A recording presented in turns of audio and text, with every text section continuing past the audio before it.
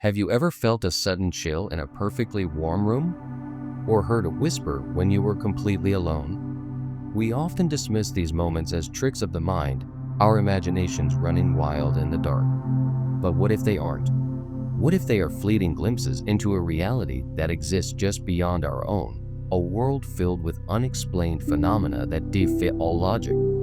Tonight, we're not telling fictional tales. We are delving into 3 true stories, backed by records and witnesses, that will challenge what you think you know about the world around you.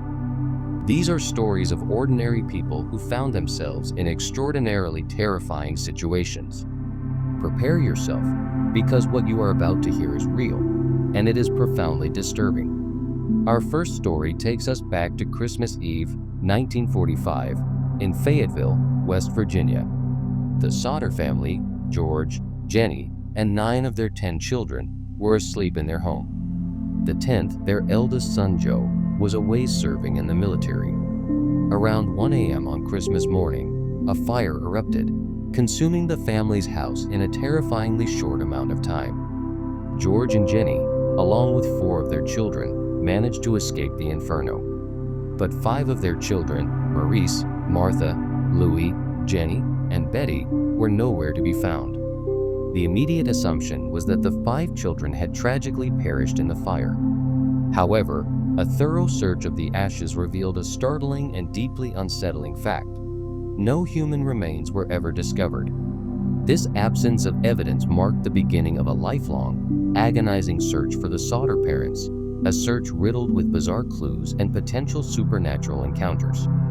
The official explanation was that the fire had been hot enough to completely cremate the bodies, but this was disputed by experts who claimed that a house fire, however intense, would have still left behind bones and teeth. As the years turned into decades, strange and often chilling clues began to emerge. A woman claimed to have seen the children in a passing car while the house was still burning. Another witness at a Charleston hotel, about 50 miles away, said she saw the children with 2 men and 2 women of Italian extraction, and that they had been driven away early on Christmas morning. Years later, in 1968, the Sauters received a cryptic photograph in the mail. It showed a young man in his late 20s who bore a striking resemblance to their son Louis.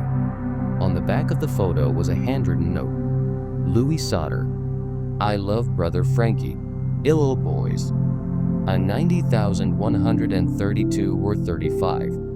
The family hired a private detective to investigate the lead, but he was never heard from again. The Sauter family never rebuilt their home. Instead, they turned the site into a memorial garden for their lost children. They also erected a billboard on Route 16 with the children's pictures, offering a reward for any information.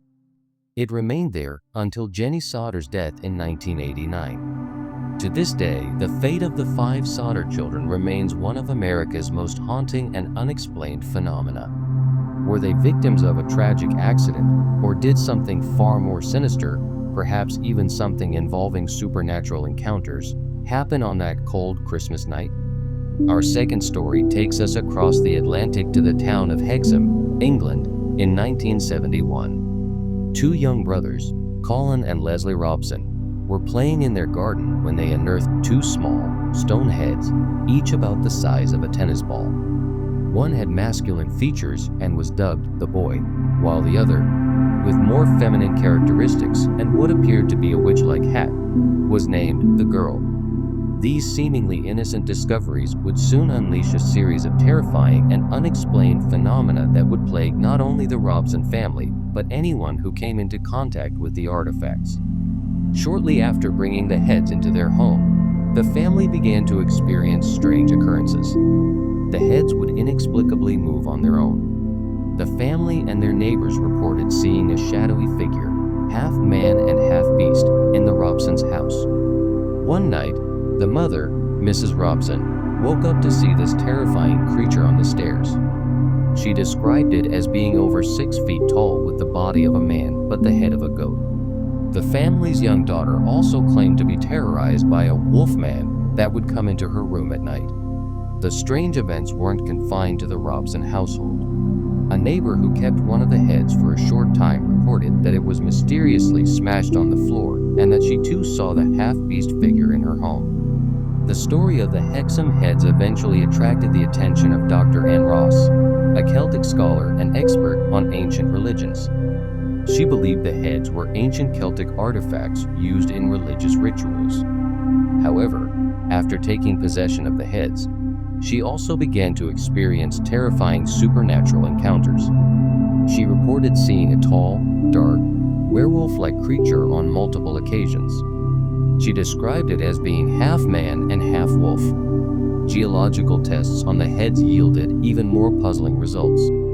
They were found to be made of a type of stone not native to the Hexam area and contained traces of materials that suggested they were only about 1,800 years old.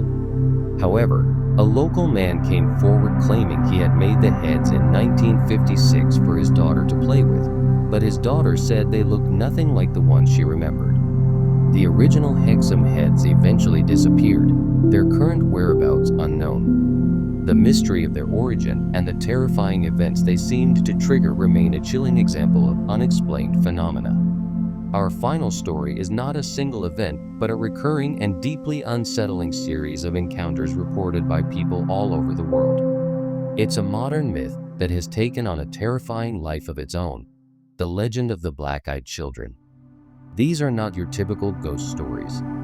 These are first-hand accounts of individuals who have come face to face with children, usually between the ages of 6 and 16, with one chillingly consistent and unnatural feature.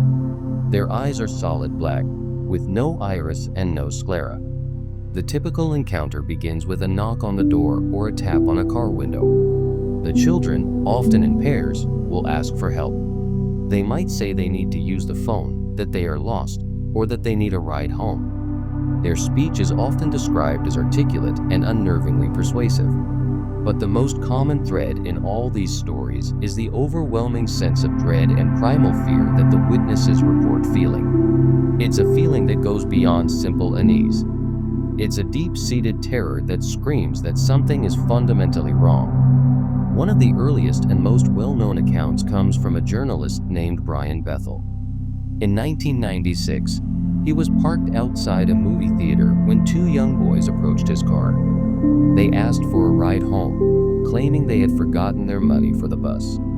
Bethel reported feeling an inexplicable and intense fear as he spoke with them. He was on the verge of opening his door when he finally looked into their eyes and saw that they were completely black.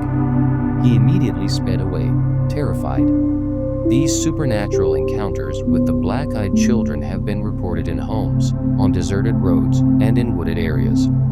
Those who have let them in have reported a host of terrifying consequences, from sudden and severe illnesses to unexplained and ongoing paranormal activity in their homes. Skeptics argue that these are simply urban legends, fueled by the internet and our innate fear of the unknown. But the sheer number of similar, independent accounts from around the globe makes you wonder, what are these black-eyed children? Are they a modern form of a vampire or some other malevolent entity? Or are they a manifestation of our collective anxieties? Whatever the answer, the stories of the black-eyed children are a chilling reminder that sometimes the most terrifying things come in the most innocent of packages.